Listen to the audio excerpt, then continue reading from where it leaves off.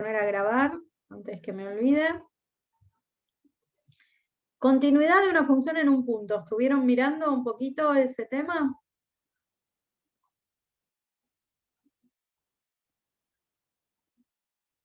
¿Hicieron algún ejercicio? ¿Tienen alguna pregunta?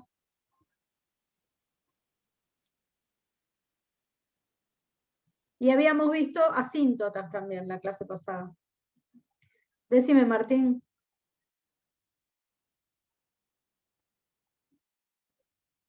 ¿Alguien iba a ¿Yo? hablar? ¿Quién iba a hablar? No, yo no hablo. Ah, pensé que ibas a hablar porque se te recuadró el nombre. Tenían que hacer todos los ejercicios de asíntotas y de continuidad en un punto, bueno, hasta donde se podía también. ¿Se acuerdan? Hace 15 días que no nos vemos y ya no se acuerdan. ¿Qué pasa que no se acuerdan?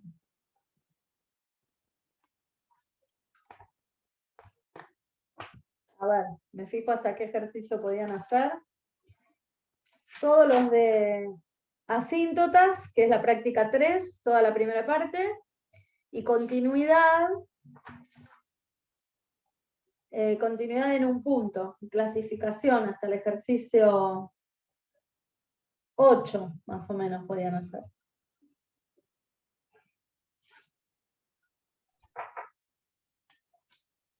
¿No? Bueno, vamos a hacer entonces, voy a hacer así, voy a compartir algo para hacer como un repasito de continuidad. La parte de asíntotas no, porque ya la vimos, hicimos varios ejemplos, y ya eso lo pueden hacer y terminar de resolverlo. De continuidad, como es un tema que tenemos que seguir viéndolo, vamos a hacer un repasito, como para ubicarnos en tema, porque ya veo que no se acuerdan, ¿sí? A ver.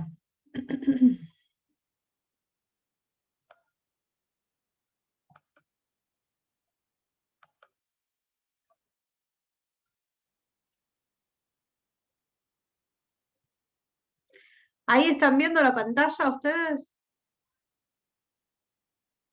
Se ve la pantalla, Sí. pero no un PowerPoint. No sé si No abriste se un ve el PowerPoint Power. o... Muy bien. Entonces vuelvo.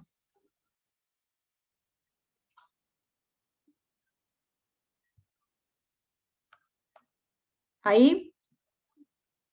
Ahí sí.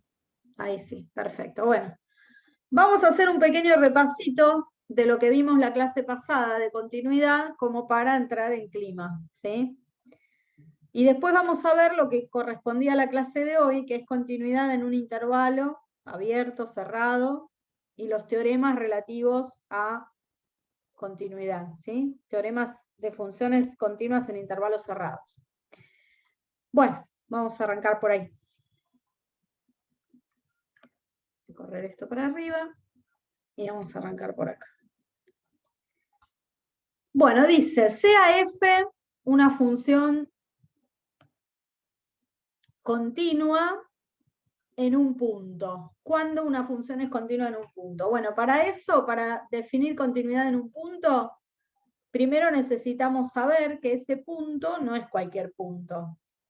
Es un punto de acumulación. Si A es un punto de acumulación del dominio de la función, entonces la función es continua en ese punto de acumulación si, solo si, el límite, cuando x tiende a de la función, me da igual a la imagen. ¿Sí? Si el límite me da igual a la imagen, la función es continua. Nosotros lo habíamos visto también en 3 partes. Primero, que existe la imagen, segundo, que existe el límite, y tercero, que son iguales. O sea, esta definición, f es continua en x igual a a, si, solo si, el límite es finito y es igual a la imagen, contiene a las 3 condiciones que nosotros vimos, ¿sí? Si la función f no verifica esta condición, o sea, si el límite no existe, o si si la imagen no existe, o si existen los dos y son iguales, entonces se dice que la función es discontinua, que no es continua en ese punto, ¿sí? Por ejemplo, supónganse esta continuidad. la continuidad de la función f en 0. Si yo quiero analizarla en 0, recuerden que la continuidad siempre la vemos en un punto. Es un tema puntual, ¿sí? Fíjense, acá tenemos la función seno de x sobre x cuando x es menor a 0. Y seno de x más pi sobre 2 cuando x es mayor o igual a 0. Y yo quiero analizar la continuidad en 0. Entonces, ¿qué deberíamos hacer? Primero ver si existe la imagen, empezar por f de a. ¿Existe la imagen? ¿Existe la imagen de 0, que es el punto donde estoy analizando la continuidad? Bueno, la voy a buscar acá, que tengo el igual, ¿sí? Mayor o igual, en esta parte. Entonces la imagen de 0 va a ser el seno de 0 más pi sobre 2, que es lo mismo que el seno de pi sobre 2. Por lo tanto, la imagen de 0 va a valer 1. La primera condición se verifica, existe la imagen de la función y vale 1, ¿sí? La acabamos de calcular. ¿Qué pasa con el límite en 0? Bueno, fíjense, la función justo en el 0 está partida. Para valores más chiquitos que 0, estoy a la izquierda, y para valores más grandes que 0, estoy a la derecha. ¿Sí? Entonces, ¿qué tendría que buscar?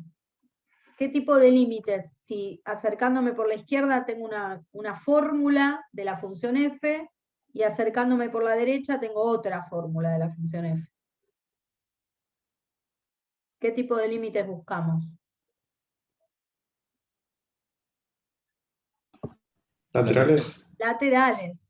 Sí o sí. Acá no tienen otra opción.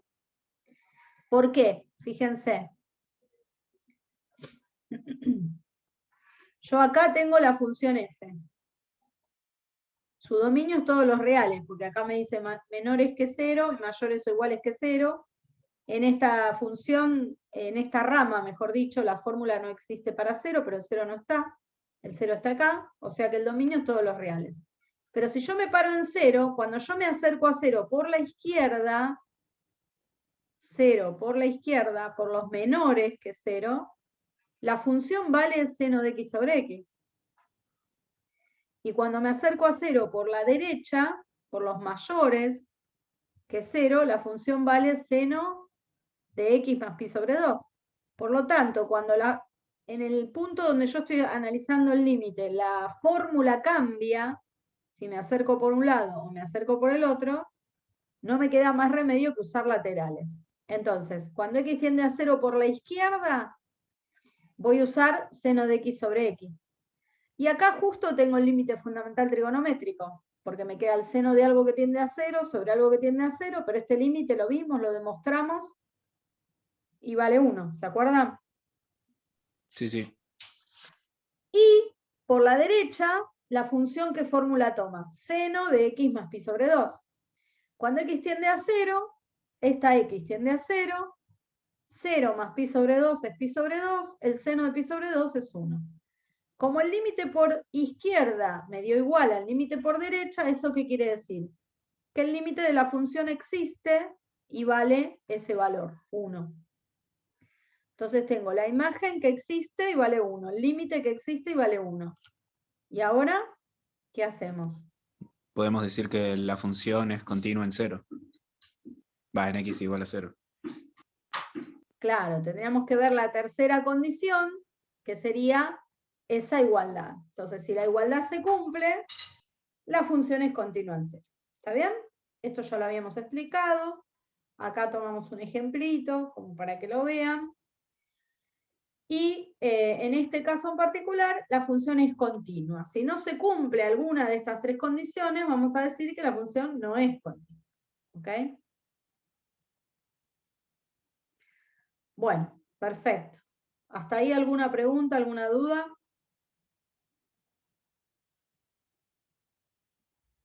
No, todo bien. Bueno, seguimos.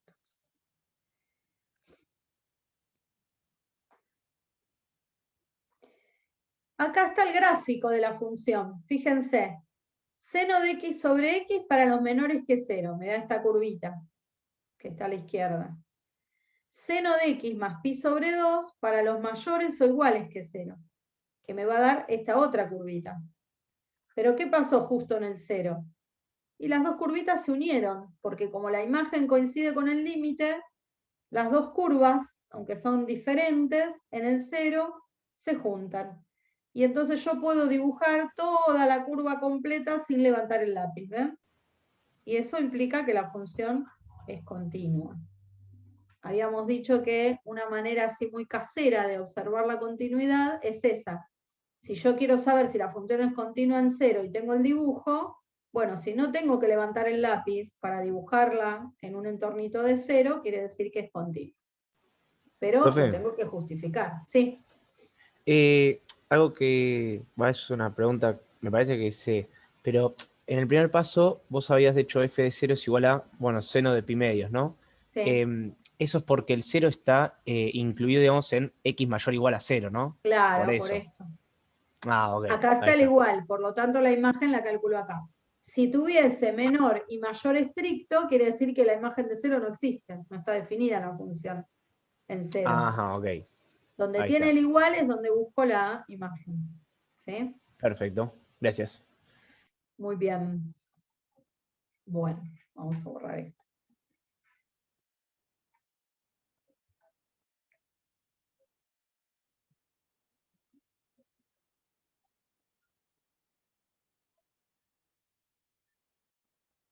Bueno, muy bien. Continuamos entonces. Habíamos visto también las discontinuidades. Si una función es discontinua en x igual a a, siendo a un punto de acumulación del dominio, ¿qué puede pasar? ¿Cómo clasificamos esas discontinuidades? Esto lo charlamos la clase pasada. Acá tenemos un cuadro resumen. La discontinuidad puede ser evitable o removible. ¿Cuándo? Cuando el límite existe y me da un número. O sea, existe el límite finito, ¿sí? Evitable o removible cuando existe el límite finito. O sea, si el límite existe y me da un número, no me importa si la imagen es distinta o si la imagen no existe. La imagen igual no va a ser porque ya dije que es discontinua. Entonces, para que sea discontinua, no se tiene que cumplir que el límite es igual a la imagen. Alguna cosa tiene que fallar. En este caso, para que sea evitable o removible, decimos que el límite existe, vale un número, y no digo nada de la imagen. La imagen puede no existir, puede existir y ser distinta. ¿Sí? Pero eso no la clasifica. La clasificación en evitable o removible me la da la existencia del límite. Y esencial o no evitable, cuando el límite en ese punto no es finito. O sea, no existe un límite que me dé un número. ¿Sí? En ese caso va a ser esencial o no evitable. ¿Hasta ahí vamos bien? Dentro Sí. de las no evitables, seguimos con las clasificaciones. Tenemos dos tipos. De primera especie, cuando los límites laterales existen, pero son números distintos. Y de segunda especie, cuando al menos un límite lateral no existe. Si al menos uno no existe, se llaman de segunda especie. Y en las de primera especie, cuando existen los dos límites laterales pero no son iguales, a su vez la podemos abrir en dos. Si los límites son finitos y no son iguales, decimos que tiene un salto finito. El salto mide la diferencia que hay entre el límite por derecha y el límite por izquierda. ¿Sí? Y si alguno de los dos límites laterales es infinito, o los dos, por eso se dice al menos uno de los laterales es infinito, puede ser uno o los dos, entonces, esperen que me fui para atrás, si al menos uno de los límites es infinito, vamos a decir que va a ser esencial o no evitable de primera especie con salto infinito. ¿Sí? Con salto infinito. Eso no lo escribí. ¿Me siguen con la clasificación? ¿Se acuerdan que lo habíamos hecho? Sí. Entonces, el límite por izquierda es infinito, o el límite por derecha es infinito, como es un O inclusivo, puede ser que los dos sean infinitos, entonces el salto, en este caso, es infinito. ¿Sí?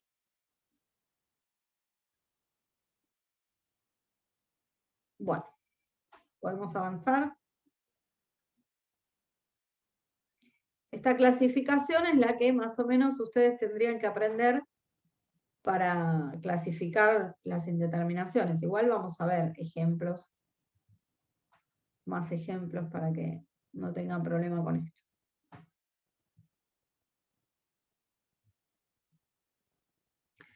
Bueno, cuando la discontinuidad es evitable o removible, es que el límite existe. Existe y me da un número. Entonces, ¿qué otras cosas pueden pasar? Fíjense, acá tenemos dos funciones. Una función f definida de los reales menos el 2 en reales, porque es un cociente, por lo tanto para 2 no está definida, tiene este dominio. Y una función g que tiene el mismo dominio para los x distintos de 2, el mismo dominio no, la misma fórmula para los x distintos de 2, pero te dicen que 2 sí tiene imagen acá. En G, 2 tiene imagen. ¿Y cuánto vale la imagen de 2? 1. Entonces esta G estaría definida para todos los reales. ¿Ven que la fórmula es la misma? Pero a esta le agrego un rengloncito más, en donde le defino una imagen al 2, que es donde esta no está definida. ¿Sí? Entonces, en la primera analizamos. La imagen de 2 no existe, obviamente, ¿por qué? Lo habíamos escrito en la clase pasada, porque 2 no pertenece al dominio de la función. En cambio, en G sí existe la imagen de 2. Existe y vale 1. ¿Está bien? ¿Sí? Ahí vamos con la Sí. imagen. Ahora vamos con el límite. ¿Qué pasa con el límite? Es una indeterminación 0 sobre 0. Exacto. Cuando x tiende a 2, me queda una indeterminación del tipo 0 sobre 0. Pero x cuadrado menos 4 lo puedo factorizar, ¿o no? Sí, Diferencia pero cuadrada. Sí, sí, diferencia cuadrada. X menos 2 por x más 2. El x menos 2 se va y me queda x más 2. ¿Y cuánto vale el límite cuando x tiende a 2 de x más 2? Y existe y vale 4. ¿Sí? O sea que el límite para x tendiendo a 2 existe y vale 4. ¿Qué va a pasar en G? ¿Qué les parece que va a pasar en G? Y exactamente lo mismo, porque yo el límite no lo voy a analizar acá. Como el límite trabaja en un punto de acumulación en las cercanías del punto, si yo me acerco a 2 por derecha o por izquierda, estoy en esta fórmula. Entonces acá el límite lo tengo que calcular sobre esta misma fórmula. Y me va a dar lo mismo que en F. Exactamente lo mismo. Bien. Entonces, ¿qué digo en la segunda función, en G? Digo que la imagen existe, pero no me dio lo mismo que el límite. No me dio lo mismo que el límite. Me dio distinto. Entonces, ¿cómo lo voy a clasificar en esta función G a la discontinuidad? Fíjate, acá dibujé G. Tengo un agujero y acá tengo la imagen. Se nota que es discontinua en este agujero. Y F lo mismo. Lo que pasa es que F es discontinua, pero no está definida en 2. 2 no tiene imagen. No es un punto del dominio. En ambos casos vamos a decir que las funciones van a ser discontinuas en x igual a 2. ¿De qué tipo? ¿Evitable o removible? Evitable o removible. ¿Y cómo lo puedo evitar? ¿Cómo puedo evitar esta discontinuidad?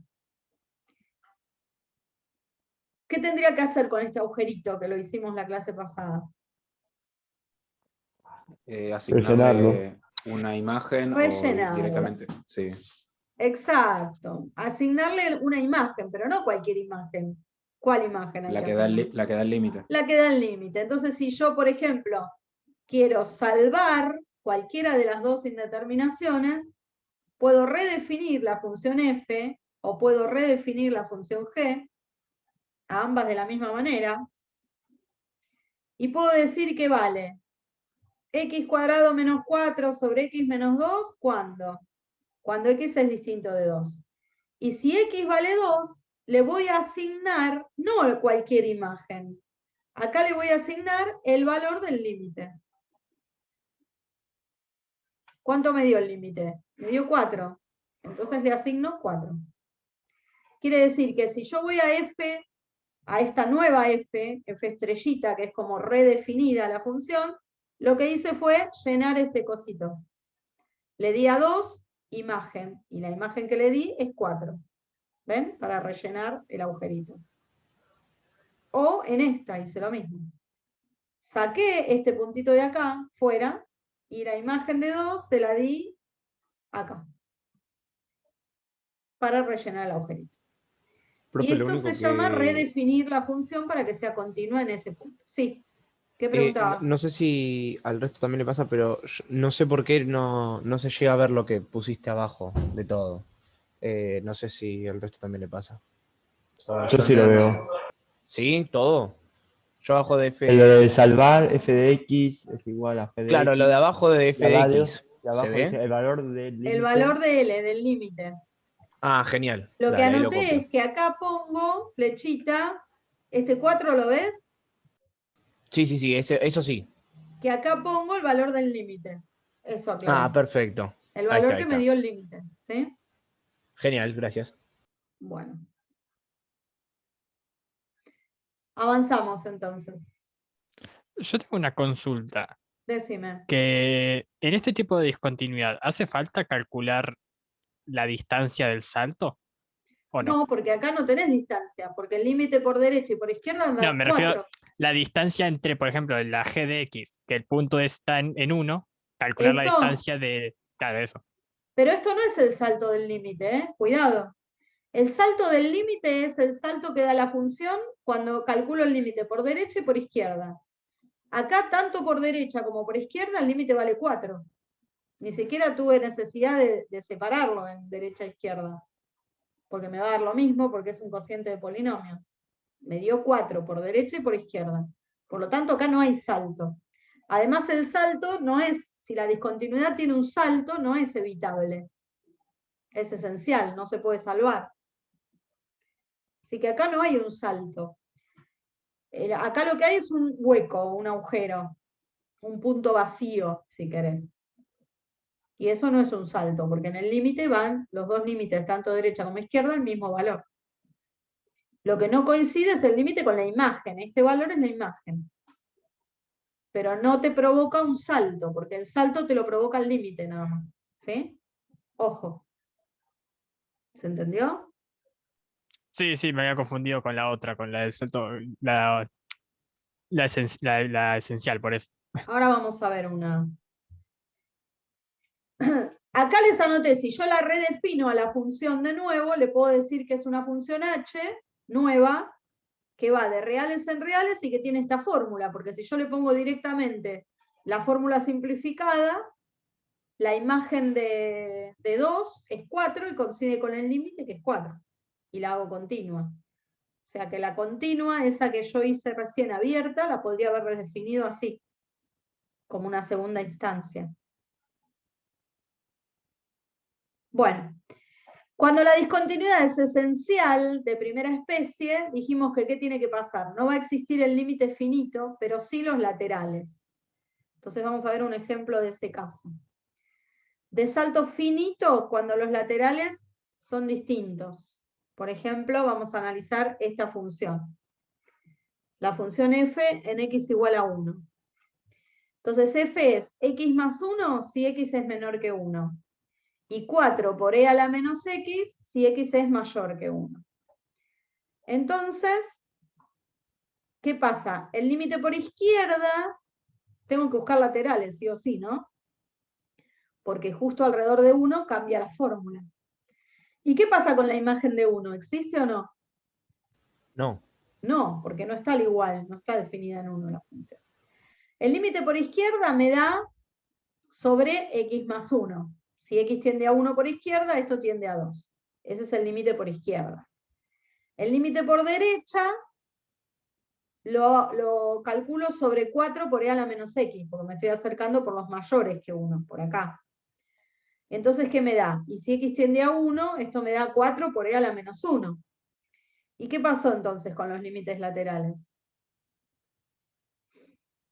No son iguales. No me dieron iguales. Y entonces, ¿eso qué quiere decir? Que no existe el límite. Entonces la función va a tener una discontinuidad esencial de primera especie con salto finito. ¿Y cómo lo veo? Mirá lo que es un salto, ¿ves? Nada que ver. Acá veo el salto. Y el salto lo puedo medir incluso. Fíjense lo que pasa en este caso con el salto. La imagen, si existe o no, me tiene sin cuidado. Si a mí me ponen, suponete que me rellenan uno de estos, y acá me ponen menor o igual, no pasa nada. Porque al no existir el límite, porque los laterales son distintos, ya puedo decir que la función es discontinua esencial con salto finito. ¿Cómo mido el salto? Y sería el módulo de la diferencia entre el límite por izquierda y el límite por derecha. Por ejemplo, acá nos dio 2, 1 de los límites, y 4 por e a la menos 1 el otro. El módulo de esta diferencia sería el valor del salto. Que bueno, acá no se puede hacer la cuenta, ¿no? O habría que hacerla así, con fracciones. Me da 2c menos 4 sobre e. Este sería la medida del salto. Es decir, cuánto mide desde acá hasta acá. Lo que tuve que saltar para pasar de un límite al otro. Y fíjate, vengo por izquierda, tiende a este valor. Vengo por derecha, tiende a este valor. Entonces los laterales son distintos. Quiere decir que tengo una discontinuidad esencial de primera especie con salto finito en x igual a 1. Por lo general no te piden cuánto mide el salto, pero vos lo podés calcular. Podés hacer la diferencia y calcular. ¿Está? ¿Alguna duda con esto?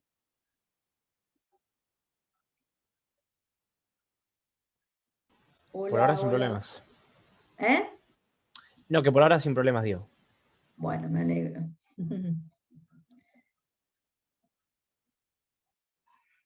Bueno, perfecto. Seguimos. Discontinuidad esencial de primera especie, pero cuando no existe el límite infinito, porque existen los laterales, pero ¿qué pasa con los laterales? Al menos uno es infinito, en este caso. A ver, vamos a un ejemplo. Vamos a analizar la continuidad de esta función e a la 1 sobre x en el punto 0, en x igual a 0. Entonces, ¿qué tenemos que mirar? Primero el dominio. El dominio son los reales menos el 0, porque si pongo el 0 acá, la división no existe. O sea que al no existir la imagen, yo ya sé que no va a ser continua. Pero de todas maneras tengo que seguir trabajando con el límite porque es lo que me lo va a clasificar. Si me acerco a 0 por izquierda, fíjense, el exponente tiende a menos infinito, ¿están todos de acuerdo? Porque es 1 dividido, algo que es muy chiquitito y tiende a 0 por la izquierda. Entonces, 1 dividido menos 0,00000001 tiende a menos 1.000.000. O sea que esto va a tender a menos infinito. E elevado a un número negativo y muy grande, primero se da vuelta, me quedaría 1 sobre e elevado a algo que tiende a infinito. ¿Eso tiende a 0? ¿Lo ven todos eso? Sí. Claro, sí. O sea que por izquierda vale 0 el límite. Buenísimo. ¿Qué pasa por derecha? Por derecha la x tiende a 0, pero positivo. O sea, menos 0,000001. 1 dividido ese número, o un número muy chiquito y positivo, tiende a más infinito. Sí, E elevado a algo que tiende a más infinito, me da más infinito. Por lo tanto, uno de los dos límites me dio infinito. Entonces, ¿qué puedo decir? Que es discontinua esencial de primera especie, infinita o con salto infinito en x igual a 0. Y si miran el gráfico, cuando me acerco a 0 por la izquierda, la función se acerca a 0, pero nunca vale 0, o sea que hay un agujerito ahí, porque no está definida en 0. Pero cuando me acerco a 0 por la izquierda, se me dispara a más infinito. O sea que acá, ¿qué va a haber? Que vimos la clase pasada, por derecha, en el eje de las IES. Una asíntota horizontal. Una asíntota vertical.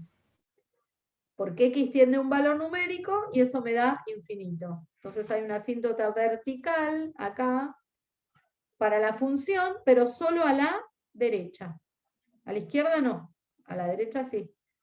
Entonces cuando yo me acerco a 0 por la derecha, la función se me dispara más infinito. ¿Está bien? Esta es discontinua esencial de primera especie con salto infinito o infinita, en X igual a 0. Una discontinuidad infinita. ¿Se entendió este? Olis. Sí, sí. ¿Sí? Traten de hablar, chicos, de participar, porque si no me siento re sola. Bueno, y la esencial de segunda especie, donde al menos un límite lateral no existe. Vamos a ver este ejemplo. Tenemos esta función h y quiero analizar la continuidad en 3.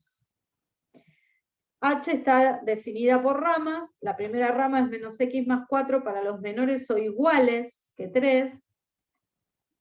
Y la otra rama es 1 más el seno de 1 sobre x menos 3 para los mayores que 3. O sea que el dominio es todos los reales de esta función, ¿no? Y ahora yo quiero analizar la continuidad en 3. La imagen de 3 existe. Si la calculo acá, vale 1, ¿no? Lo voy a anotar eso.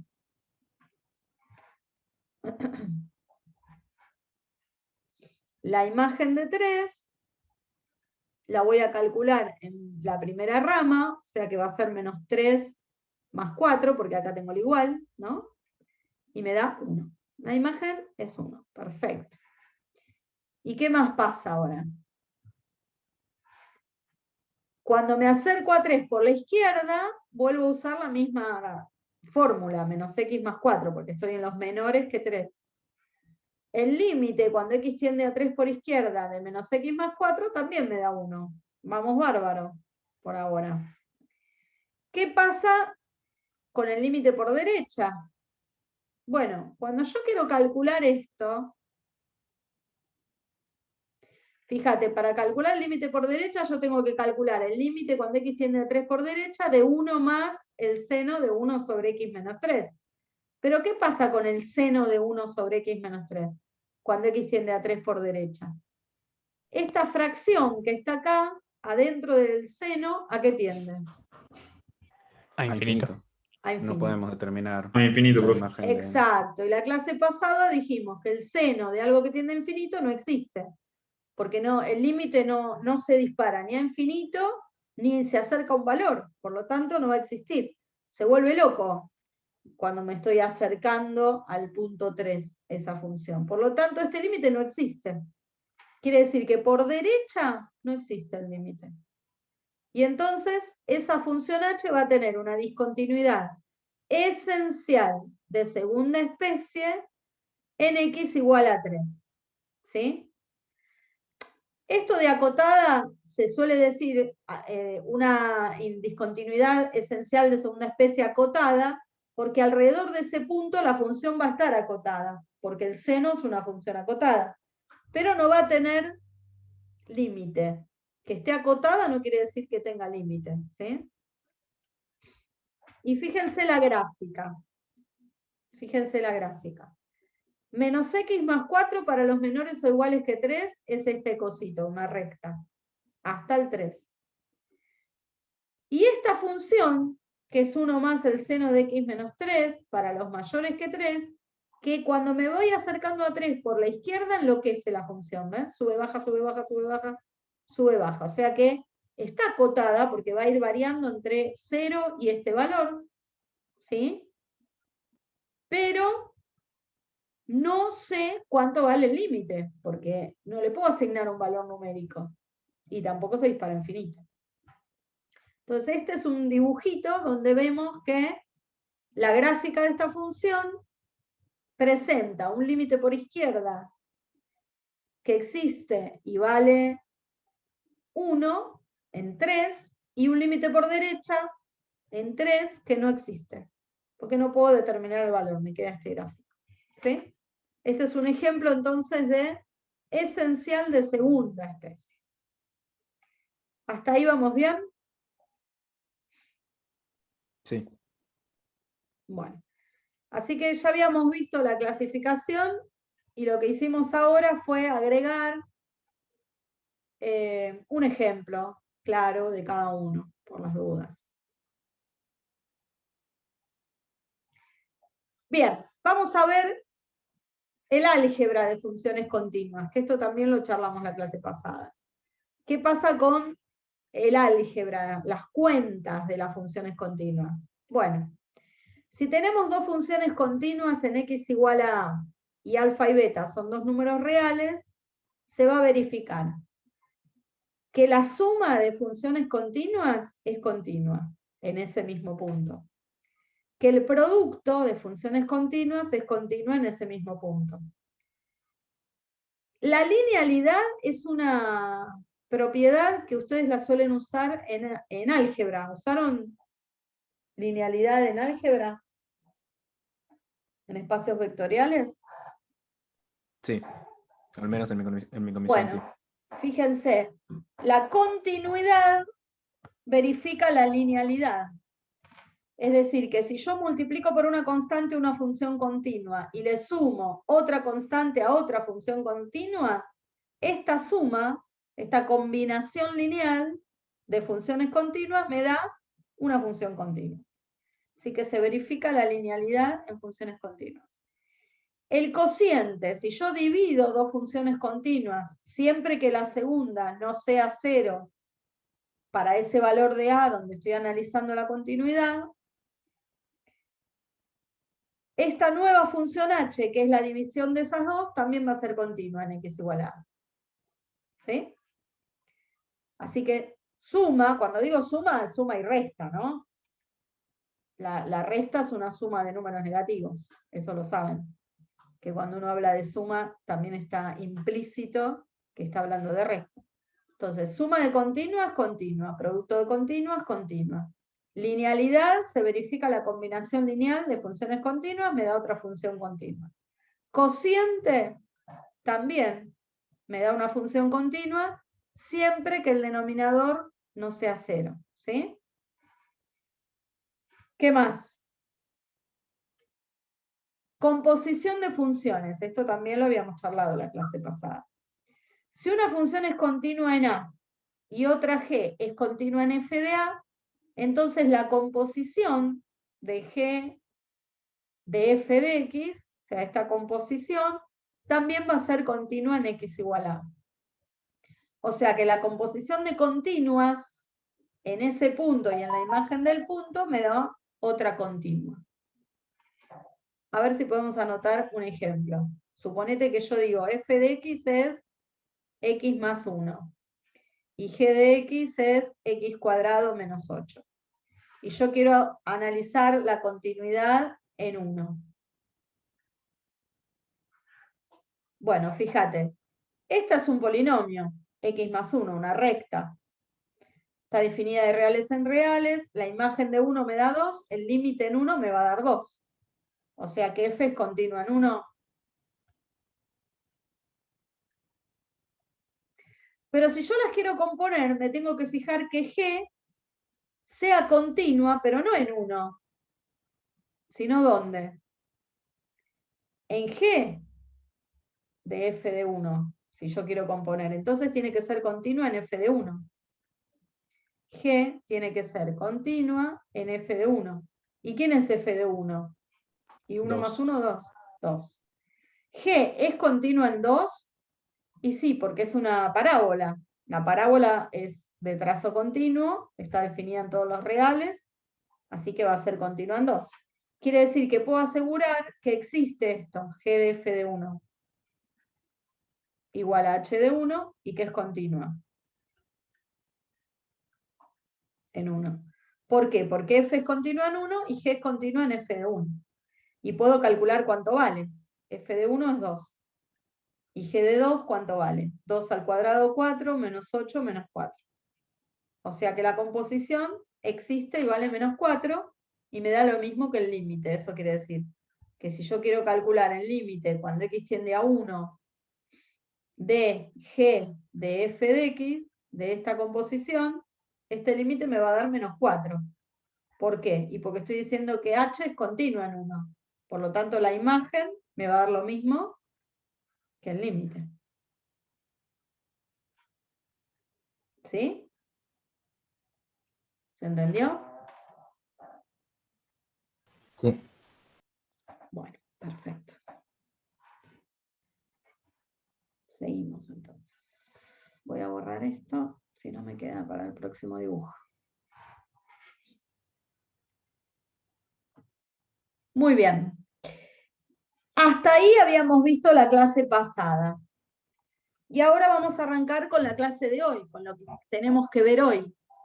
Lo que vamos a ver hoy es continuidad en un intervalo. Continuidad de una función en un intervalo. Vamos a empezar con un intervalo abierto. A ver, la definición dice, f es continua en el intervalo abierto AB, si solo si f es continua para cualquier x que pertenece al intervalo abierto AB. O sea, para cualquier punto interior de ese intervalo. Por ejemplo, dibujo esta f de x. Acá la imagen no va a coincidir con el límite, justo en A, porque el límite me da en este agujerito y la imagen me da acá. Pero no me importa, porque estoy analizando la continuidad en el intervalo abierto, ¿sí? Entonces, en todos los puntos interiores de ese intervalo abierto, ¿la función es continua? Acá. ¿La puedo Sí. trazar sin levantar el lápiz? Sí. Sí. Lo mismo acá. Fíjense que acá tengo asíntotas en A y en B. La función se está acercando a esta recta y a esta recta. O sea que no tienen imagen estos puntos y además son valores asintóticos de la función. Sin embargo, en cualquier x del abierto a B, la función es continua, porque yo estoy trazando esta curva sin levantar el lápiz. Entonces, estas son continuidades en intervalos abiertos, ¿sí? En realidad, lo que más nos interesa a nosotros es cuando una función es continua en un intervalo cerrado. ¿Cuándo es continua en un intervalo cerrado? Bueno, vamos a decir que nuestra función f va a ser continua en un intervalo cerrado a b, si es continua en el abierto, como en la definición anterior, pero además existe el límite cuando x tiende a por derecha y me da igual a la imagen, o sea que esto, ¿qué quiere decir? Que la función es continua ¿dónde? En A. En A, pero para cualquier A. No, como límite lateral. Va, Claro, lateralmente. esto quiere decir que la función tiene que ser continua en x igual a A por derecha. Por derecha. Lo cual es lógico, porque si estoy trabajando en un intervalo cerrado, AB, ¿no? Con todos estos puntitos de acá, lo que quiero es que sea continua en A por derecha, porque por la única forma que me puedo acercar es por derecha. Y en B, ¿cómo me puedo acercar? Por la izquierda. Por izquierda. Entonces tengo que pedir que sea continua en A por derecha y que sea continua en B por izquierda. Y que sea continua en B por izquierda. Si cumple todo esto, vamos a decir que la función es continua en el intervalo cerrado. A ver, ¿sí? Continua en el cerrado, si cumple estas tres condiciones. Es continua en el abierto, que ya lo vimos con estos dos ejemplos, y además existe la continuidad por derecha en A y la continuidad por izquierda en B.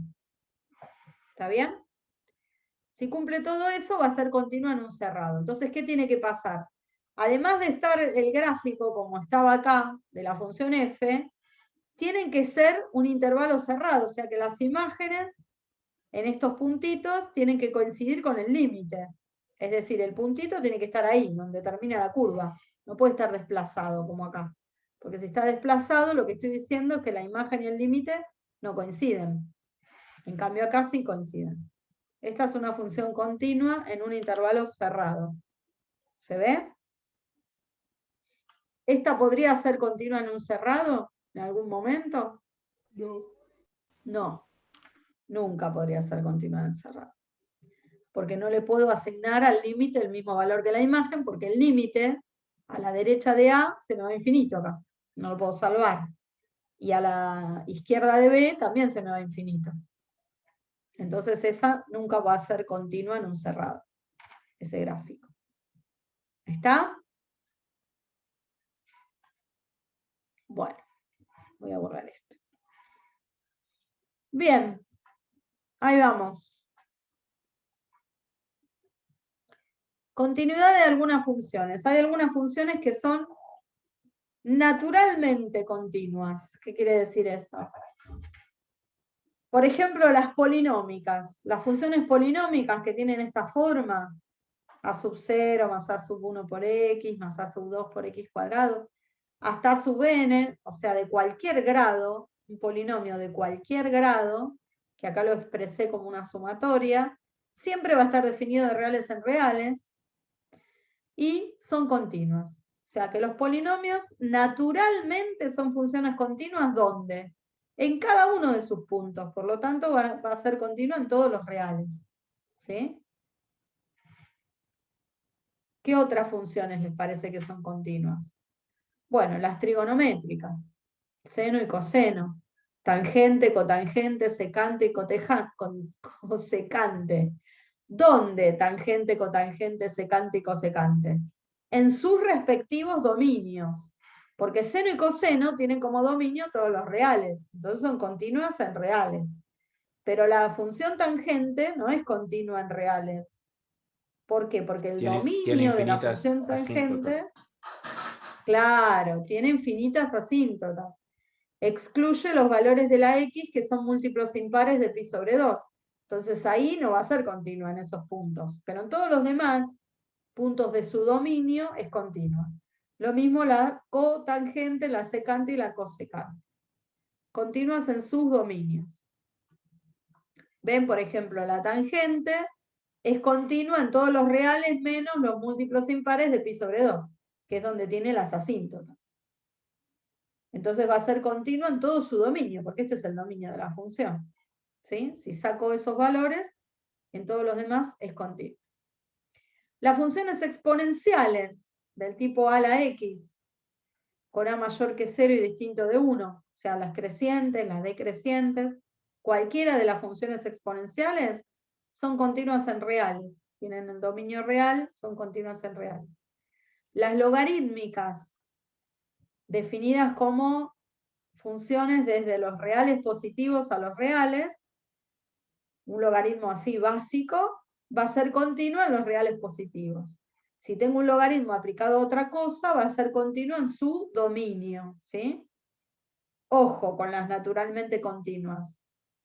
Las que son continuas en reales son las polinómicas, seno y coseno, las exponenciales. Después las demás son continuas en su dominio. La tangente, la cotangente, la secante, el logaritmo, porque como el dominio va a cambiar, según lo que pongamos acá, ahí va a cambiar la continuidad, ¿no? Bien, ¿y qué verifican estas funciones continuas en un intervalo cerrado? Verifican algunos teoremas. Vamos a ir viendo los teoremas. Son 3 teoremas. El primero se llama teorema de acotación, ¿sí? Teorema de acotación. ¿Y qué dice este teorema? Dice que si una función es continua en un intervalo cerrado AB, entonces esa función está acotada en ese intervalo AB. Es decir, que va a existir un número real tal que el módulo de la función sea menor o igual que ese valor real. Fíjense, voy a ir para atrás. Fíjense en esta. ¿Esta es continua en el intervalo AB? ¿Sí o no? Sí. Sí. Y está acotada, porque mira, cota superior, este valor. Cota inferior, este. O sea que toda función que yo defina en un intervalo cerrado, donde es continua, va a estar acotada, siempre. Es bastante lógico, ¿no? Acotada entre la imagen de A y la imagen de B, y no, depende. Esta, por ejemplo, no. Está acotada entre la imagen de A, que es el máximo valor que toma la función, y este punto, que no es la imagen de B, exactamente. Es otro valor, distinto, pero está acotada. ¿Se entiende eso? Claro, si se me fuera. Uy, perdón. Sería lo mismo decir que toma el mayor valor que pueda tomar la función y el menor que pueda tomar la función. Claro, el máximo y el mínimo. Sí. Fíjate, yo para que una función sea continua en un intervalo necesito que esté la imagen de A y la de B, ¿no? Pero en el medio puede pasar cualquier cosa. Yo la puedo dibujar así si quiero. Y supongo que debe haber alguna forma de calcular cuál es el máximo y el mínimo. Sí, lo vamos a ver más adelante. Listo. Pero fíjate, ¿esta función es continua en el cerrado? Sí. ¿Está acotada? Sí. Está acotada. Cotas superiores desde este valor para arriba. Todas estas son cotas superiores. Y cotas inferiores desde este valor para abajo. ¿Se ve? Sí, sí. Perfecto.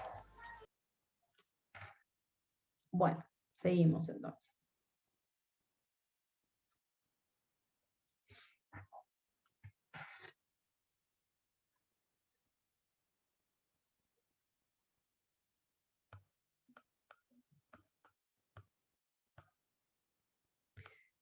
Bien.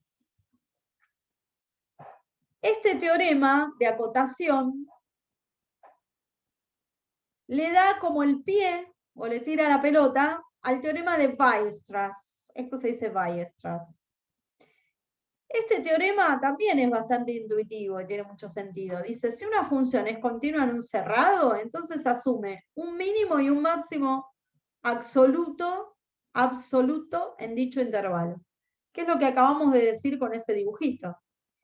Si una función es continua en un cerrado, entonces va a existir un número chiquito y un número grande, tal que para cualquier x de ese intervalo AB, la imagen se va a mover entre el mínimo de la función y el máximo de la función. Que es lo que acabamos de dibujar recién, ¿no? Al m lo voy a llamar mínimo absoluto global de la función. ¿Y qué era el mínimo absoluto global de una función? El mínimo valor que toma esa función en todo el intervalo AB. Y el m grande, que es el máximo absoluto global de la función, es el máximo que toma la función en todo el intervalo AB. Y se pueden dar distintos casos. Por ejemplo, ¿qué pasa si en el intervalo AB la función es constante?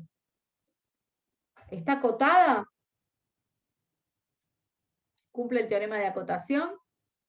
Sí. Sí. ¿Cuáles serían las cotas superiores? La imagen es K, ¿no? Sería Cotas acá. superiores de K para arriba y cotas inferiores de K para abajo. O sea, K sería cota superior e inferior a la vez. ¿Sí? Porque es una función particular, es una función constante. ¿Cuál es el mínimo absoluto de esta función? K. K. ¿Cuál es el máximo absoluto? K. También K.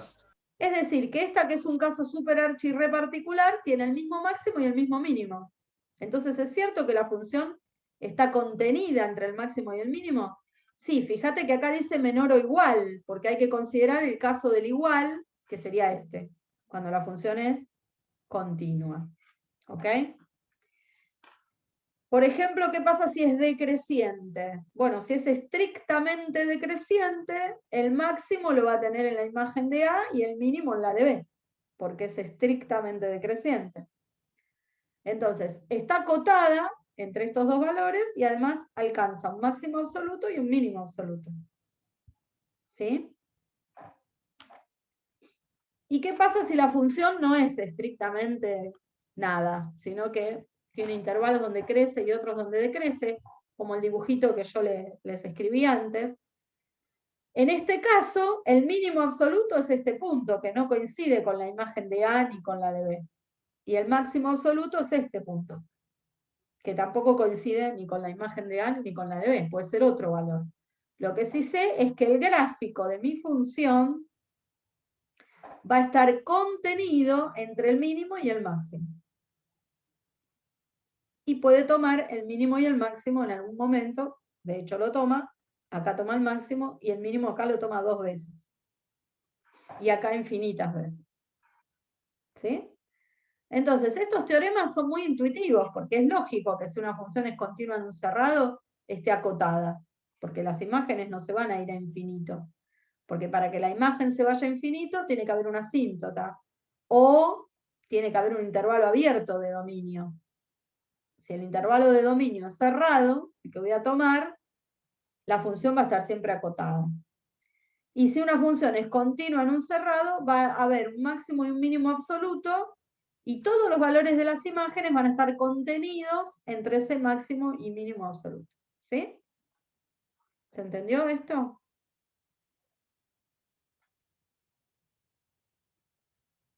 ¿Hola? Sí, profe, sí. entendido. Bien. Y teorema del valor intermedio. Este teorema es uno de los teoremas más importantes. También lo vamos a ver para derivadas y para integrales. O sea que este es el teorema del valor intermedio para funciones continuas en intervalos cerrados. O sea, el teorema del valor intermedio para continuidad. Después lo vamos a volver a ver el teorema, pero aplicado a derivada y a integrales. O sea que es un teorema importantísimo. Dice, si tenemos una función continua en un cerrado AB, entonces dicha función en ese intervalo toma todos los valores comprendidos entre f de A y f de B. Toma todos los valores comprendidos entre f de A y f de B. Por eso digo el teorema del valor medio, del valor intermedio. ¿Y cómo lo podemos escribir en símbolos? Si f es continua en AB y hay un lambda real comprendido entre f de A y f de B, entonces va a existir un C adentro del intervalo abierto, tal que la imagen de ese C me dé lambda. ¿Sí? Una cuestión básica para entender este problema sería la siguiente. Acá en el dibujito se ve, después yo les voy a poner un ejemplo concreto. Si yo estoy trabajando en AB y mi función es continua en AB, si yo tomo un lambda cualquiera, comprendido entre f de A y f de B, a ver, voy a dibujar. Suponete que voy a tomar a lambda que vive acá. ¿Qué pasa con este lambda? Y va a haber un C acá, que va a vivir en el abierto, tal que la imagen me dé lambda. Cualquiera sea el lambda que tome. Si yo lo tomo acá, ¿dónde va a estar mi C? Y mi C va a estar acá. Y si yo lo tomo acá, ¿dónde va a estar mi C? Y mi C va a estar acá. ¿Sí? Es decir, para cualquier valor lambda que yo tome acá, cualquiera que se me ocurra, siempre va a haber un punto en la gráfica que me va a hacer corresponder con un valor C que vive en el abierto. De modo tal que la imagen de ese C me va a dar lambda. ¿Sí? Eso dice el teorema. Y yo les decía un ejemplo concreto. Supónganse que ustedes, no sé, a los 12 años medían 1,20 m. Y a los 17 años miden 1,69 m. El crecimiento es una función continua, porque yo no puedo acostarme un día con 1,20 m y levantarme al otro día con 1,60 m. ¿Eso es posible? ¿Que pegue un salto mi estatura? No. No. ¿Cómo va creciendo la estatura? En forma de tiempo. con continua, en función del tiempo y en forma continua. Yo no puedo medir esto y de golpe medir esto otro, saltar. ¿No? La estatura tiene cierta continuidad. Es continua. Entonces, si yo digo esto, a los 12 años yo medía 1,20 m y ahora a los 17 mido 1,69 m. La pregunta es, ¿en algún momento medí 1,43? Sí. Sí. Ese es el teorema del valor intermedio, porque me está diciendo, mira, a los 12 años y a los 17 años. Yo a los 12 medía 1,20 m. Me paro acá. Y a los 17 mido 1,69 m. Me paré ahí. Esto es continuo, el crecimiento es continuo. No sé si es lineal, no creo que sea lineal, pero es continuo. Ponele que sea esta curva. Quedó muy fea. Vamos a poner una sola curvita, para que quede más bonita. Suponete que el crecimiento es así, ¿no?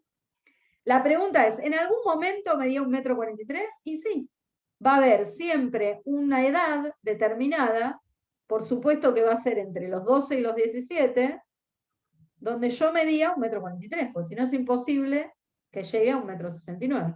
Esto te dice el teorema. Si vos tenés una función continua y tomás un valor intermedio entre la imagen de A y la de B, vas a encontrar siempre un C en el dominio cuya imagen sea ese valor. Eso dice este teorema, que es bastante coherente, ¿no? Y no digo menor o mayor, porque dependerá de dónde estén las imágenes. Por eso digo que lambda tiene que vivir entre f de A y f de B. Dependerá de dónde estén las imágenes, si es mayor o menor. Por ejemplo, acá, como la imagen de A es más grande que la imagen de B, nuestro lambda va a ser mayor que la imagen de B y menor que la imagen de A. Acá, ¿qué pasa? Fíjate, la imagen de A es más chiquita que la imagen de B. Entonces nuestro lambda, como va a vivir entre la imagen de A y la imagen de B, en este caso va a ser mayor que la imagen de A y menor que la de B. ¿Ves que queda al revés que acá? O sea que el lambda vive entre estas dos imágenes. ¿Sí? Entonces acá que estoy diciendo, que cualquiera sea el lambda que tome en este intervalito, voy a encontrar un C en el abierto cuya imagen sea ese valor de lambda. ¿Se entiende? Y puede haber más de un C, porque fíjense esta función. Voy a dibujar, a ver. Si yo me paro justo acá, encontré este valor. C1, cuya imagen es lambda. Pero si sigo caminando, encontré otro. C2, cuya imagen es lambda. Y si sigo caminando, encuentro otro. C3, que vive por acá, cuya imagen es lambda. Por eso la fórmula, el teorema dice, existe al menos uno. Existe al menos uno. ¿Puede haber más de uno? Sí, mira, acá hay 3. Un valor del dominio del intervalo abierto, tal que la imagen me dé lambda. ¿Se entiende el teorema? Es bastante sencillo también, ¿o no? Sí, sí. Bueno, perfecto.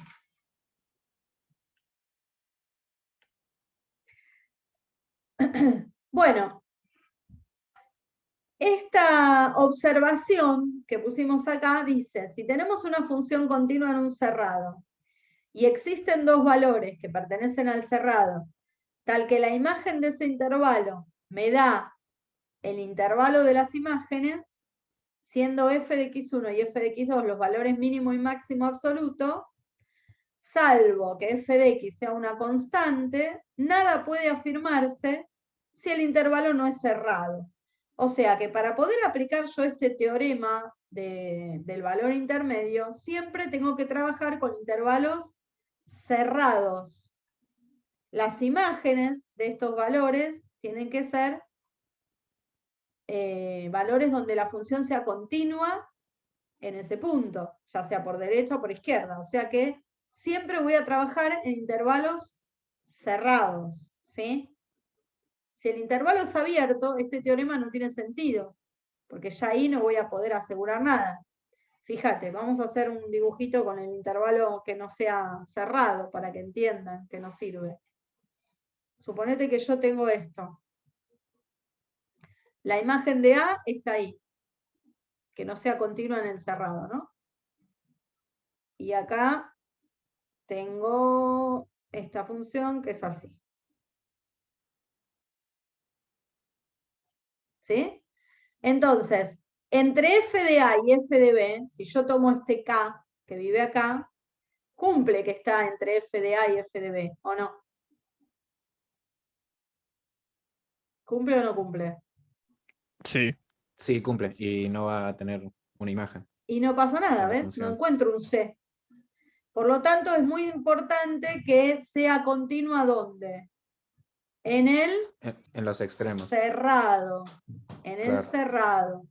Y si tomo cualquier otro intervalo, x1 y x2, que vive acá adentro, para aplicar el teorema, también tiene que ser continua en el cerrado. Si no, no lo puedo aplicar. ¿Está? Esa sería la cosa que tienen que mirar siempre, que sea continua en el cerrado. Si no es cerrado, no puedo asegurar nada. ¿Está? Muy bien. Propiedades de las funciones continuas en un intervalo cerrado. Teorema de Bolzano. ¿Le suena Bolzano? Es un teorema re famoso este. ¿Le suena? Para conseguir los conjuntos de positividad y negatividad. Claro, exacto. Lo que pasa es que lo usábamos con trampa, Bolzano, porque no sabíamos que era una función continua cuando lo usábamos. Ahora ya lo vamos a poder usar con fundamento, ¿no? Teorema de Bolzano o de los ceros de la función. ¿Y qué dice este teorema? Te dice, mira, si vos tenés una función continua en un cerrado y toma valores de signos opuestos en los extremos, entonces existe al menos un punto interior al intervalo donde la función se anula. En símbolos, f es continua en el cerrado AB y f de A por f de B me da negativo. ¿Qué quiere decir que f de A por f de B me da negativo? Que tienen signos distintos, f de A y f de B. Si esta es positiva, esta es negativa, y si esta es negativa, esta es positiva. Porque es la única manera de que el producto me dé negativo, ¿no? Entonces va a existir un C que vive en el abierto, tal que la imagen valga 0. O sea, va a existir una raíz, te está diciendo. Este teorema asegura solamente que al menos existe una raíz, pero no cuántas ni cuáles son. Si la función es inyectiva o estrictamente creciente o estrictamente decreciente, bueno, entonces en ese caso es único el C. Si no, no. Fíjate lo que pasa acá. Yo tengo una función continua en el cerrado AB. Es esta. ¿Sí? La imagen de A me da positiva, está acá arriba. La imagen de B me da negativa, está acá abajo. Y lo que me dice Bolzano es que si eso se cumple, va a existir al menos una raíz. Al menos una, pero mira, ¿cuántas raíces hay acá? 3. Acá hay 3. Entonces, lo que te asegura Bolzano es que al menos existe una y ni siquiera te dice cuál es la raíz, tampoco te permite el cálculo de la raíz. O sea que simplemente te dice existe al menos una. Después arreglate, si es más de una, cómo te vas a dar cuenta y cómo la vas a calcular. Esas son cosas que vamos a ver en un rato. En cambio, si la función es estrictamente creciente, como en este caso, es decir, es inyectiva, no repite imágenes, entonces ahí sí puedo asegurar que es única la raíz. ¿Por qué? Y porque si la función es inyectiva, no puede volver a ver otro valor de C que tenga la misma imagen, porque no repite imágenes la función que es inyectiva, o estrictamente creciente, o estrictamente decreciente, que son las inyectivas, ¿no? Ejemplos de las inyectivas. En este caso sí, es única la raíz. Pero si no sé el comportamiento de la función, puede haber más de una. Entonces el teorema me dice, al menos hay una. Después fíjate qué querés hacer con esa raíz. Si la querés calcular, si querés saber si hay más de una, o qué hacer para arreglarte. Bien, acá termina esta presentación. Lo que vamos a ver ahora es cómo aplicamos el teorema de Bolzano para encontrar una aproximación de esa raíz y cómo lo aplicamos a eso que dijimos nosotros antes, que eran los conjuntos de positividad y de negatividad, que uno de ustedes dijo muy bien que para eso también servía el teorema de Bolzano, ¿se acuerdan? Bueno, vamos a ver eso.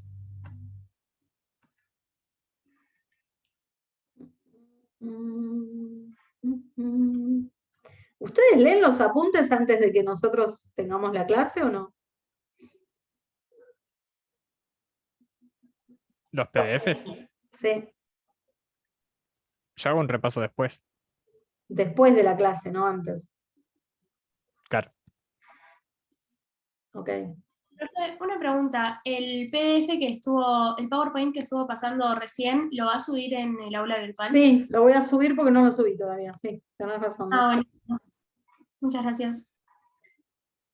Esperen que este lo quiero abrir, pero lo quiero abrir para poder escribir arriba. Abrir con Microsoft. Bueno, ¿ustedes lo ven esto o no, no? No. No lo ven. Bueno. Siempre pasa lo mismo.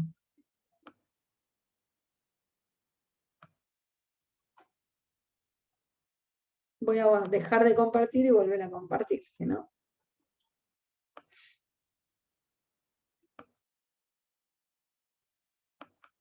Ahí está, ahora sí, ¿no? Sí, sí. Bueno, este sí es el PDF que tienen subido, que está toda la explicación también de la continuidad, de la clasificación según las especies y de algunas funciones continuas. Bueno, y los teoremas, el de Weierstrass, el del máximo y el mínimo absoluto, y el de los ceros de Bolzano. Hasta acá nosotros vimos en la presentación. Pero el teorema de los ceros de Bolzano tiene más cosas que podemos utilizar. A ver, voy a sacar esto. A ver si me deja escribir. Ahí está. ¿Qué dice el teorema de los ceros de Bolzano que vimos recién? Que si una función es continua en un cerrado y tiene valores de distintos signos en los extremos del mismo, entonces existe por lo menos un punto interior al abierto donde la función se anula. Acá en símbolos les escribí quién es la hipótesis, f es continua en el cerrado, y acá se los escribí de otra forma. El signo de f de A es distinto del signo de f de B. Puede aparecer así, o si no puede aparecer así. F de A por f de B es negativo. O si no, en palabras. El signo de f de A no coincide con el signo de f de B. ¿Y qué dice la tesis entonces? Que existe al menos un C que pertenece al abierto donde la función se anula. Y acá hay un dibujito. ¿Para qué sirve este teorema? O sea, ¿cuál es la consecuencia y para qué lo voy a utilizar? Bueno, la consecuencia del teorema es la siguiente. Dice, si una función es continua en un intervalo abierto y no tiene ceros en ese intervalo, entonces la función es o siempre positiva o siempre negativa. Y acá está la utilización del teorema de Bolzano para calcular los intervalos de positividad y de negatividad, como habíamos dicho. Entonces, fíjense, ¿cómo lo vamos a utilizar esto? Suponete que tengo esta función, x menos 2 al cubo. Esta es una polinómica, así que es continua siempre. Suponete que yo estoy trabajando en el intervalo cerrado 1, 3, ¿no? Ahí va a ser continua, en realidad esta es continua en todos los reales, ¿sí? Por ser una función polinómica, también es continua en el 1, 3. Entonces, ¿cuánto vale f de 1? Vale menos 1. ¿Cuánto vale f de 3? Vale 1. El producto de esas dos imágenes es negativo, Por lo tanto, ¿qué puedo decir? Que en ese intervalo abierto 1, 3 existe al menos una raíz. ¿Sí? Y además, como esta función cúbica es estrictamente creciente, porque la función x cubo, si yo la corro 2 a la derecha, sigue siendo x cubo. Es estrictamente creciente. ¿Qué puedo decir de esa raíz? ¿Hay más de una? No, es única. Es única. ¿Sí? Bueno, ponele que yo entonces ya sé que Bolzano me dice que en el 1, 3 está la raíz. Voy a trabajar en este intervalo 1, 3. ¿Cuál es la raíz? ¿Cómo saco la raíz? Igualo esto a 0. ¿Cuánto vale la raíz?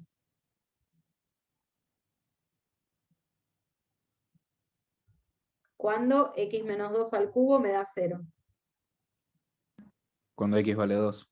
Cuando x vale 2. O sea que la raíz es 2, la que yo estoy buscando.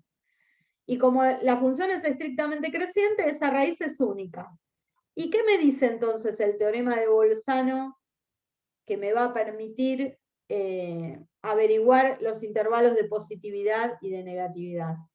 Y lo que me dice Bolzano es, si vos tomás a alguien que viva acá, por ejemplo el 1,5, y le buscás la imagen en la función que me da negativa, entonces la función va a ser negativa en todo este intervalo.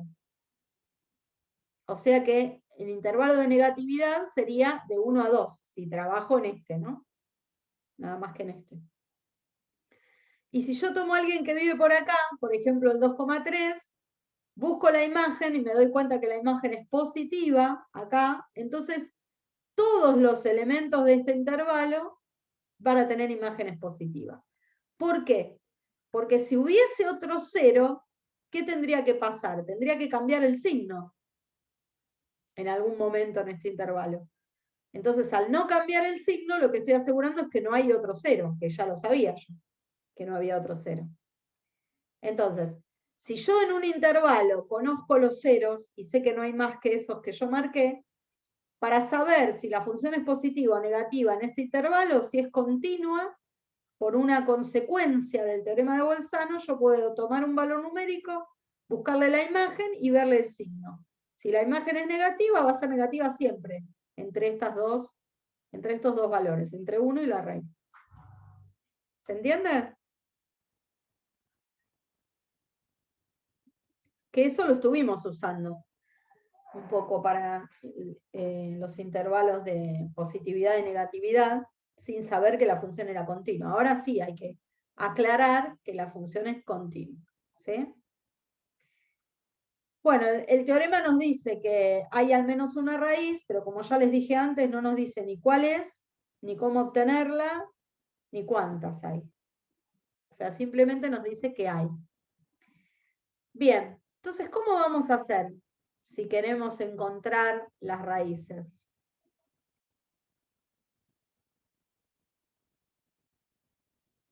Voy a salir de acá ahora.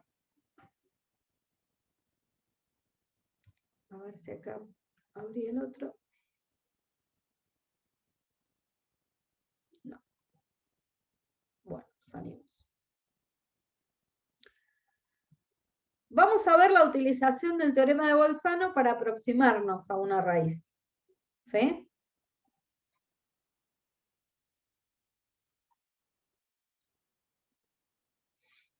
A ver, método de bisección de Bolzano.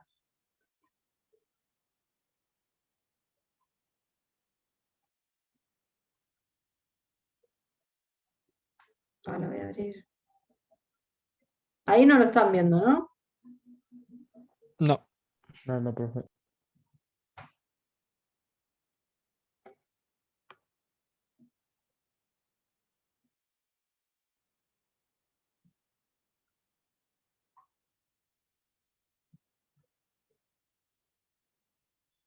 Bueno, entonces voy a dejar de compartir.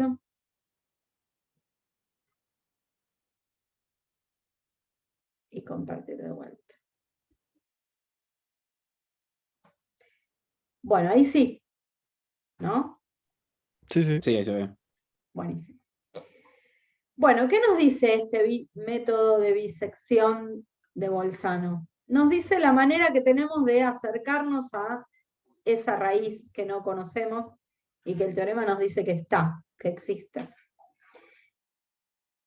Es un método bastante clásico y fácil de comprender, pero hay que hacer muchos cálculos. Los cálculos se van a aumentar mucho y se va a poner tedioso. Cuanto más exactitud quiera, si quiero más decimales de esa raíz, más complicado va a ser el método. En general se suele hacer en programación. ¿Ustedes tienen programación? ¿En la facu? Sí. ¿La materia? Sí, algoritmos. Sí, Bueno, algoritmos donde hacen programación. Bueno, una cosa que pueden programar es el teorema de Bolzano, ¿eh? Ahí tienen una aplicación para programar. ¿Cómo encuentro una raíz en el teorema utilizando el teorema de Bolzano? Bueno, fíjense, el teorema dice, si la función es continua en un cerrado y la imagen de los extremos es negativo, esto es lo que necesitan primero testear para poder acercarse a la raíz, entonces existe al menos una raíz en el abierto donde la función vale 0, por eso es una raíz. Entonces, ¿qué tengo que hacer yo para usar este método? Bueno, vos fíjate. Yo tengo una función y me dicen que acá hay una raíz, ¿no? No sé cuál es la raíz. Suponete que es una función desconocida, qué sé yo. Me piden la raíz de e a la x menos el logaritmo natural de x menos seno de x. Quiero la raíz de esta función. ¿Yo puedo despejar x de acá para saber cuál es la raíz? Está complicado. No, está imposible. Acá no se Da un puede poco de despejar. miedo, profe. No se puede despejar. No puedo encontrar la raíz ahí de esa función. Calculándolo con la mano, despejando la x, no puedo. Porque hay mezcladas funciones trascendentes acá. Las funciones trascendentes no permiten el despeje, salvo que sean todas de la misma comunidad, digamos. Si tengo varios logaritmos, puedo aplicar propiedad de logaritmo. Si tengo varias exponenciales, puedo aplicar propiedades exponenciales. Si tengo varias trigonométricas, capaz que puedo aplicar alguna identidad y lo puedo transformar en otra cosa que me permita despejar. Pero si tengo este mix, donde tengo una exponencial, una logarítmica y una trigonométrica, no puedo despejar. Directamente no puedo. Entonces, ¿hay alguna forma de decir, bueno, más o menos, cuál es la raíz? ¿Puedo encontrar una raíz de esta función con un par de decimales? Bueno, Bolzano nos permite hacer eso. ¿Y qué dice? Bueno, si tiene una raíz, por ejemplo acá, yo sé que la imagen de A y la imagen de B van a tener distintos signos, porque eso es lo que me dice el teorema, ¿no es cierto? El signo de la función, de un lado, f de A, por ejemplo, tiene que ser distinto al signo de la imagen de B, a f de B. Si eso ocurre, hay por lo menos una raíz, dice el teorema. Entonces, si yo estoy trabajando en este intervalo, y sé que ahí por lo menos hay una raíz, ¿qué puedo hacer para aplicar el teorema de Bolzano? Suponete que vos tenés esta ecuación, que es este ejemplo horrible que les puse acá, ponele. ¿Qué puedo hacer? Primero me voy a fijar en qué intervalo está la raíz. O sea, voy a buscar un valor de la imagen que me dé positivo y uno que me dé negativo, como en este ejemplo. Acá yo sé que la imagen de A me da negativa, me da por acá abajo, y la de B me da positiva. Un intervalo cualquiera que contenga la raíz. Puede ser este, puede ser más grande, puede ser más chico, depende de la suerte que tuve para avivarme si una imagen me da positiva o me da negativa. ¿Sí? Una vez que tengo el intervalo que verifica las condiciones de Bolzano, que la función es continua en el cerrado, y que además la imagen de A y la de B tienen distintos signos, lo que voy a hacer es buscar, por eso se llama bisección el método. Voy a buscar un punto intermedio entre A y B. ¿Sí? Y acá se los escribí como un algoritmo. Si la imagen de M de ese punto intermedio es 0, listo, encontré la raíz. Terminé. Caso contrario, sigo por 2. ¿Qué tengo que hacer en 2? Me fijo en los signos. Si f de A y f de M tienen signos diferentes, Entonces la raíz está ahí, en el intervalo AM. Si tienen signo distinto, entonces la raíz está en el otro. ¿Se entiende lo que hago? Parto el intervalo por la mitad. Y ahí tengo el M1, ¿no? Ahí tengo el M1. Entonces ahora digo, bueno, la imagen de A me daba negativa. La imagen de M1 me da positiva. Me da acá. Y la imagen de B me dio positiva. Entonces, entre la imagen de B y la imagen de M1 no va a estar la raíz. ¿Por qué? Porque me dan positivo los dos. Entonces no aplica el teorema de Bolzano. En cambio, la imagen de M1 y la de A me dan signos distintos. Por lo tanto, la imagen de la raíz va a estar acá, entre estos dos. Por lo tanto, achiqué el intervalo ya. Ahora la raíz va a estar acá. ¿Se entiende cómo voy achicando? Sí. ¿No? Sí, Ahora, sí. ¿qué tendría que hacer? Si ya sé que la raíz está acá. Voy a buscar el punto medio entre A1 y M1, que lo voy a llamar M2. Y voy a hacer lo mismo. Voy a buscar el signo de la imagen de A sub 2, que en este caso me da negativo. El signo de la imagen de M2, M2 vive por acá. Y el signo me da negativo también. Y la imagen de B me da positiva, de B2, que es este ahora, mi B2. Quiere decir que ¿dónde va a estar la raíz? Y va a estar acá, porque acá es donde se produce el cambio de signo. Entonces achico el intervalo acá. ¿Lo ven? Por eso es el método de bisección. Voy separando cada intervalito en la mitad. Veo dónde tiene la raíz y repito buscando el intervalito por la mitad. ¿Sí? Y así, ¿cuántas veces voy a hacer el proceso? Todas las que sea necesario hasta que estos valores B y A ya me den el mismo número, por ejemplo, qué sé yo, que me quede en el intervalo que la raíz vive entre 2,13 y 2,20. Entonces yo ya sé que la raíz va a ser 2, y algo. Porque si está entre 2,13 y 2,20, es 2, y algo. Por lo tanto, si me pedían una aproximación entera, ya la tengo. 2 es la aproximación entera. Ahora, si me piden una aproximación con un décimo, tengo que seguir trabajando. Suponete que encuentro que la raíz está entre 2,13 y 2,15. Bueno, ya 2,1 va a ser seguro.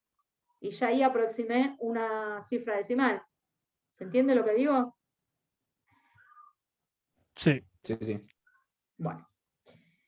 Y ahí entonces puedo, si lo programo a esto para que la máquina vaya haciendo esto, vaya buscando las imágenes y vaya acotando el intervalo, ¿cuándo le voy a decir que pare? Porque si no, no para nunca.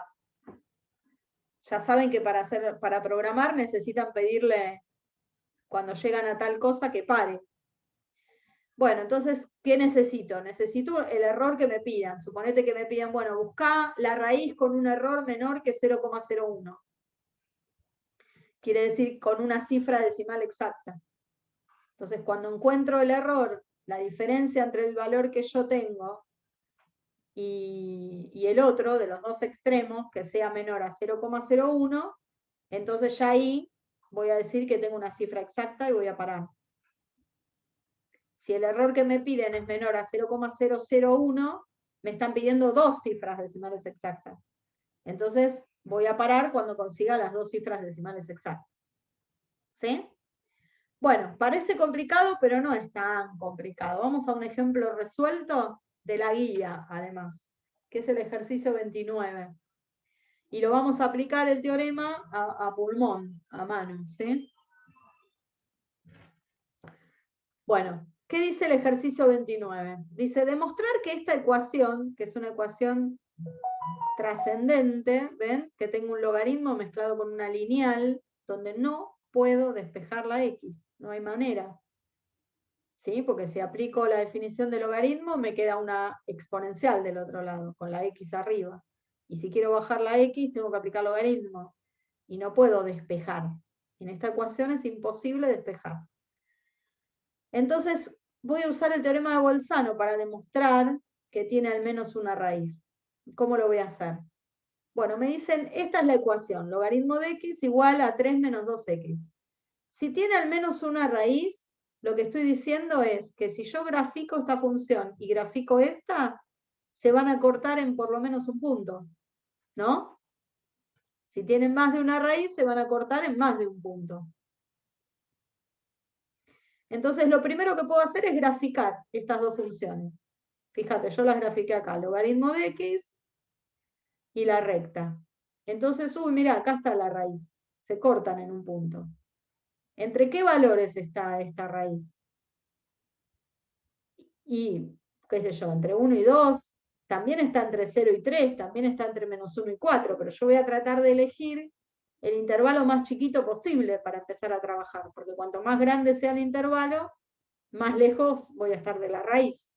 Entonces, una manera de saber en qué intervalo voy a trabajar para aplicar el teorema de Bolzano es graficar las dos funciones, ver más o menos a ojímetro en qué punto se corta y encontrar el intervalo, escribir el intervalo más chiquito que yo esté segura que lo contenga, que en general se trata de buscar un intervalo que mida 1 de amplitud y que trabaje con números enteros, que acá sería el 1, 2. ¿Lo ven todos eso? Sí. Entonces, lo que vamos a hacer para aplicar Bolzano es escribir la ecuación como una función. Es decir, voy a decir la función va a ser logaritmo de x menos 3 más 2x, por ejemplo. Esta. También puede ser con los signos al revés, el menos acá, el más acá y el menos acá. Es lo mismo.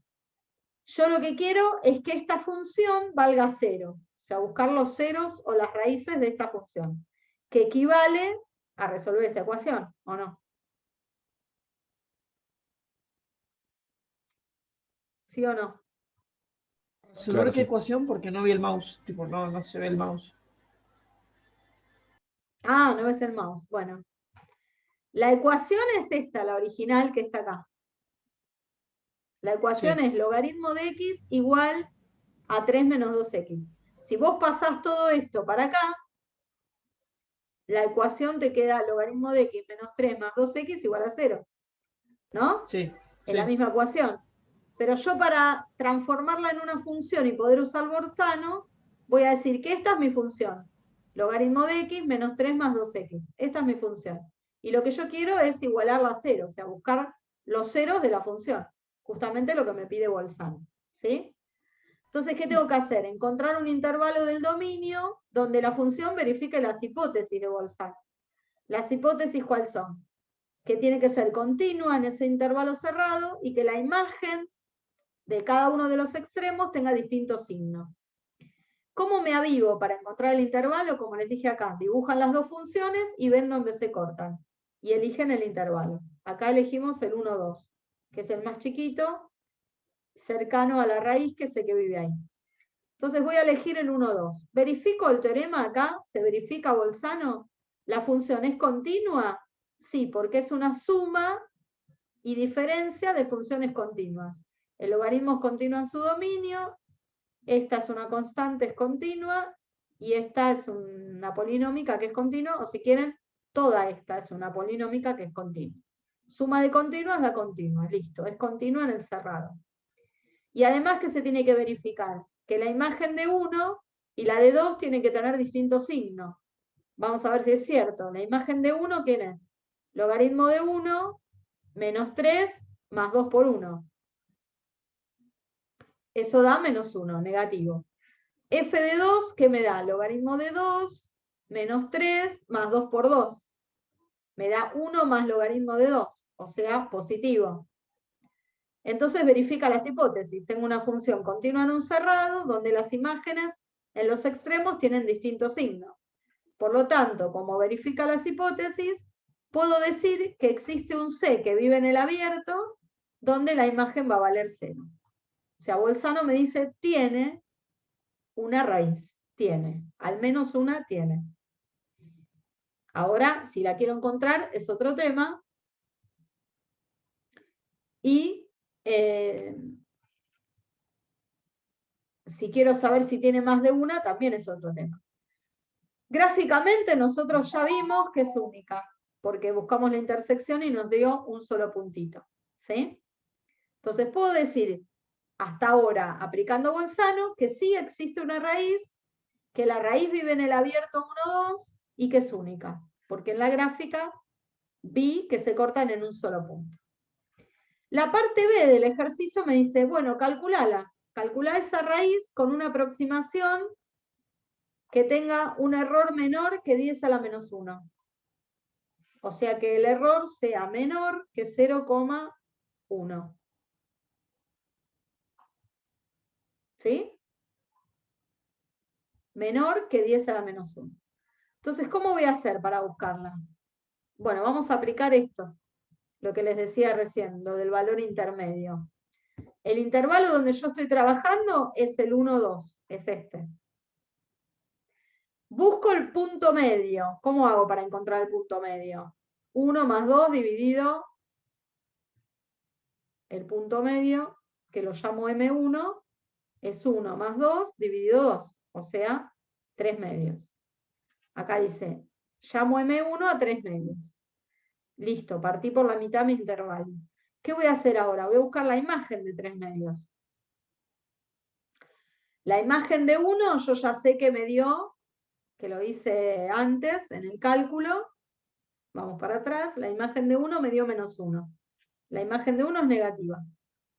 Me dio menos 1. La imagen de 2 también la conozco por el cálculo anterior. Me dio 1 más logaritmo de 2, es positiva. Y ahora me interesa la imagen de 3 medios. ¿Cuál es la imagen de 3 medios? Es el logaritmo de 3 medios menos 3 más 2 por 3 medios. O sea, el logaritmo de 3 medios, que es positivo. O sea que esto me dio positivo. Entonces, ¿dónde vive la raíz? ¿En qué intervalo me quedó la raíz? Entre 1 y 3 medios. Entre 1 y 3 medios. ¿Eh? A ver si me deja dibujar esto.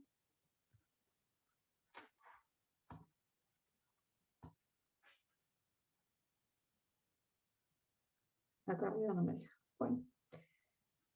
Entre 1 y 3 medios vive la raíz. ¿Todos lo ven eso?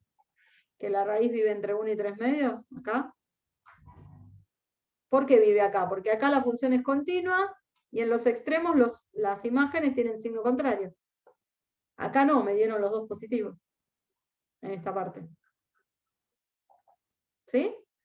Bueno, entonces, como f de 1 y f de 3 medios, el producto me da negativo, porque las raíces tienen distintos signos, entonces la raíz está ahí, entre 1 y 3 medios. ¿Cuál sería el error que cometo en esta primera aproximación? ¿Qué error cometo? El error tiene una formulita, que es b menos a sobre 2 elevado a la cantidad de veces que dividí el intervalo. En nuestro ejemplo sería 2 menos 1 sobre 2 a la 1, porque hasta ahora lo dividí una sola vez. Y me da 0,5. 0,5 no es lo solicitado, porque yo quiero que mi error sea menor que ¿quién? Que 0,1, ¿no? Y hasta ahora me dio menor que 0,5 el error. Entonces tengo que seguir con el método. ¿Cómo hago? De nuevo. Lo dividís, o sea, sacás de nuevo el punto medio. Saco de nuevo el punto medio. En vez de Entonces, entre 1 y 2, entre 1 y 3 medios. Y así entre hasta 1 que y te 3 aparezca el medios. error a 0,1. Exacto, tal cual. Busco el punto medio entre 1 y 3 medios, que es 1 más 3 medios sobre 2 y me da 5 cuartos. A esto lo llamo M2. Entonces ahora me fijo que la imagen de 1 me da negativa y la imagen de 5 cuartos, que acá hice la cuenta, también me da negativa. Por lo tanto, no está acá la raíz. ¿Dónde va a estar la raíz? En el otro, en el 5 cuartos, 3 medios. Fíjate, nosotros teníamos 1, 3 medios. Acá la imagen ya sé que es siempre negativa porque lo sé desde el principio. Me paré en el 5 cuartos y vi que también es negativa. Entonces, como acá era positiva, listo, me queda acá. La raíz está acá. Está entre 5 cuartos y 3 medios. Ahora busco el error. El error sería a menos b sobre 2 al cuadrado. porque ya apliqué el método 2 veces. Me da 0,25. El error me da menor que 0,25. ¿Es lo que me piden? No, me piden menor a 0,1. Entonces, ¿qué tengo que hacer? Otra vez, ¿sí? Busco el punto medio entre 5/4 y 3/2. Por eso le digo que si lo pueden programar es muchísimo más fácil, si no tengo que hacer 8.500 cuentas. El punto medio me da 11/8, lo llamé M3. F de 5/4 será negativo y F de 11/8, que dice la cuenta acá, me dio positivo. Entonces la raíz vive ahí, entre 5/4 y 11/8, ¿sí? Me fijo el error y me da 0,125. O sea que todavía no llegué a lo que me solicitaron. Y fíjense, ¿qué numerito es 5/4? En decimales aproximadamente. 1,25. 1,25. Muy bien. ¿Y cuánto es 11/8?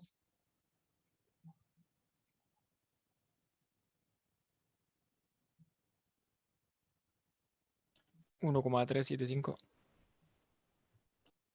Bueno, ven que si yo sé que la raíz vive acá, lo único que sé hasta ahora es que es 1 y algo, pero eso lo sabía desde siempre, 1, y algo.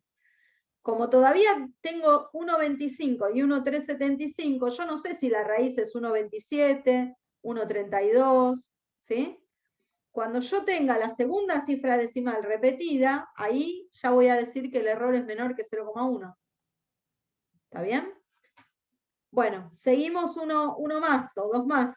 Acá me da, con el mismo criterio, que la raíz está entre 21/16 y 11/8. Fíjense, ¿cuánto da 21/16 en decimales? Este era 1,375. 31. O sea, 1,31.